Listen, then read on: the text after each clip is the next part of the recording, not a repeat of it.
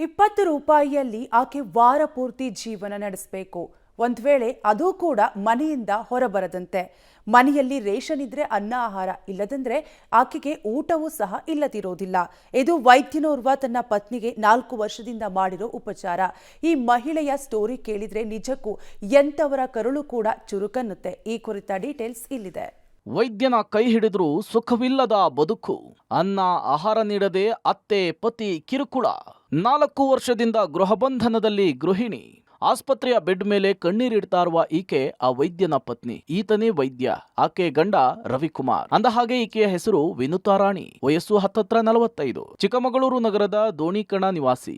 22 ವರ್ಷದ ಹಿಂದೆ ಡಾಕ್ಟರ್ ರವಿಕುಮಾರ್ ಜೊತೆಗೆ ಮದುವೆ ಮಾಡಿಕೊಟ್ಟಿದ್ರು. MBBS ಓದ್ತಾ ಇರೋ ಮಗನೂ ಕೂಡ ಇದ್ದಾನೆ. ಆದ್ರೆ 4 ವರ್ಷದಿಂದ ಪತ್ನಿಗೆ ಮಾನಸಿಕ ಕಿರುಕುಳ ನೀಡ್ತಾ ಇರುವ ಪತಿಯಿಂದ ಈಕೆಗೆ ಗೃಹ ಬಂಧನದಲ್ಲಿಟ್ಟಿದ್ದಾರೆ. ಮಹಡಿ ಮೇಲಿನ ರೂಮ್ನಲ್ಲೇ ವಿನುತಾ ರಾಣಿ ವಾಸ. ಮನೆಯಿಂದ ಆಚೆ ಬರುವಂತಿಲ್ಲ, ಊಟ ಕೇಳುವಂತಿಲ್ಲ. ಸಹೋದರಿಯ ಸ್ಥಿತಿ ಕಂಡು ಕಣ್ಣೀರಾದ ಸಹೋದರ. ಮನೆಯ ಮೇಲಿನ ಮಹಡಿಯ ರೂಮ್ನಲ್ಲಿಯೇ ಇರಬೇಕು, ಕೆಳಗೆ ಇಳಿಯುವಂತಿಲ್ಲ.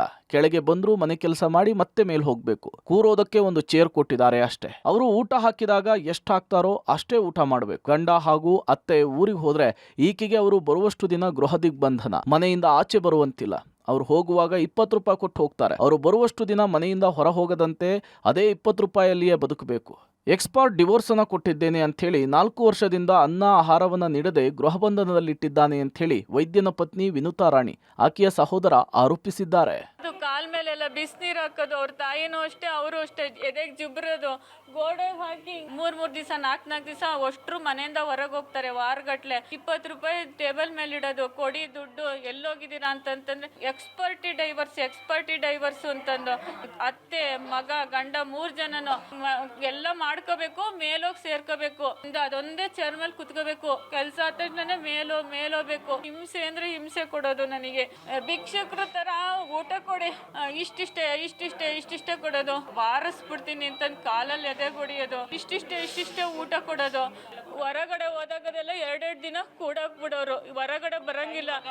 ಮನೆಯಲ್ಲಿಯೇ ದಿಗ್ಬಂಧನ ಹಾಕಿರುವ ಡಾಕ್ಟ್ರು ಈಕೆಗೆ ಮೊಬೈಲ್ ಅನ್ನು ಕೊಟ್ಟಿದ್ದಾರೆ. ಯೂಟ್ಯೂಬ್ ನೋಡೋದ್ ಬಿಟ್ಟು ಬೇರೇನು ಮಾಡ್ಲಿಕ್ಕಾಗಲ್ಲ. ದಿನಕ್ಕೆ 1 ಅಥವಾ 2 ಹೊತ್ತು ಊಟ ಕೊಡ್ತಾರೆ. ಅದು ಅವರು ಕೊಟ್ಟಷ್ಟು ಮಾತ್ರ ತಿನ್ಬೇಕು. ಜಾಸ್ತಿ ಕೇಳಿದ್ರೆ ಹೊಡೆಯೋದು, ತಲೆಯನ್ನ ಗೋಡೆ ಗುದ್ಸೋದು, ಎದೆಗೆ ಕಾಲಲ್ಲಿ ಒದೆಯೋದು ಮಾಡ್ತಾರಂತೆ. ಕುತ್ತಿಗೆ ಹಿಸುಕಿ ಸಾಯಿ ಅಂಥೇಳಿ ಡಾಕ್ಟ್ರು ಹಾಗೂ ಆತನ ಅಮ್ಮ ಹೊಡಿತಾರಂತೆ.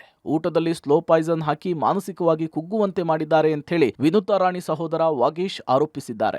ಇಲ್ಲಿ ಪಾಸವಾಗಿರೋ ಡಾಕ್ಟರ್ CP ರವಿಕುಮಾರ್ ಅನ್ನೋ ಮನುಷ್ಯನಿಗೆ ಮದುವೆ ಮಾಡ್ಕೊಟ್ವಿ. ಹೊಡಿಯೋದು ಬಿಡಿ ಇದೇ ಮಾಡ್ತಾ ಇದ್ರು. ವಾರಕ್ಕೆ 20 ರೂಪಾಯಿ ಕೊಡ್ತಾನೆ. ಟಾಯ್ಲೆಟ್ ಅಲ್ಲಿ ಲಾಕ್ ಮಾಡಿದ್ದಾನೆ. ದಿನ ತಿನ್ನೋ ಅನ್ನೋದಲ್ಲಿ ಪಾಯ್ಸನ್ ಹಾಕೋದು, ಸ್ಲೋ ಡೆತ್ ಆಗಂಗ್ ಇದ್ ಮಾಡೋದು, ಹೊಡಿಯೋದು, ಕಾಲಲ್ಲೆಲ್ಲ ಎದೆ ಹೊಡಿಯೋದು. ಅವ್ರ ಅತ್ತೆ ಬೇಯ್ನು, ಅವ್ರ ಮಗನು ತಲೆ ತಿರುಗಿಸಿ ಅವ್ನ ಮಗನು ಯಾವಾಗ ಸಾಯ್ತೀಯಾ, ಏನ್ ಇದ್ ಮಾಡ್ತೀಯಾ, ನಮ್ಮ ಅಪ್ಪ ಕೂಡ ಇಂಜೆಕ್ಷನ್ ತಗೋ, ಮಾತ್ರೆ ತಗೋ, ಸರಿ ಆಗ್ತಾ ಅಂತ ಮಗ ಹೇಳ್ಬಿಟ್ಟು ಈ ಪರಿಸ್ಥಿತಿಗೆ ಕೈ ಬಿಟ್ಟು ಹೇಳೆ. ಒಂದು ವಾರದ 10 ದಿನದ ಕೆಳಗಡೆ ಪಕ್ಕದ ಮನೆ ಯಾರೋ ಹುಡುಗನಿಗೆ ಇದ್ ಮಾಡ್ಬಿಟ್ಟು ಅವನಿಗೆ ಕರ್ಸಿ ಅವನ ಹತ್ರ ವಾಟ್ಸಪ್ ಅಲ್ಲಿ ಫೋಟೋ ತೆಗಿಸಿ ನಮಗೆ ರಾತ್ರಿ 12 ಗಂಟೆ ಕಳಿಸಿದಾಳೆ. ಅವಾಗ ನಮಗೆ ಈ ವಿಷಯ ಗೊತ್ತಾಗಿದೆ. ನರೇಂದ್ರ ಮೋದಿ ಸರ್ಕಾರದವರು ಬೇಟಿ ಬಚಾವೋ ಬೇಟಿ ಪಡಾವೋ ಅಂತಾರೆ. ಇದೇ ನ್ಯಾಯ.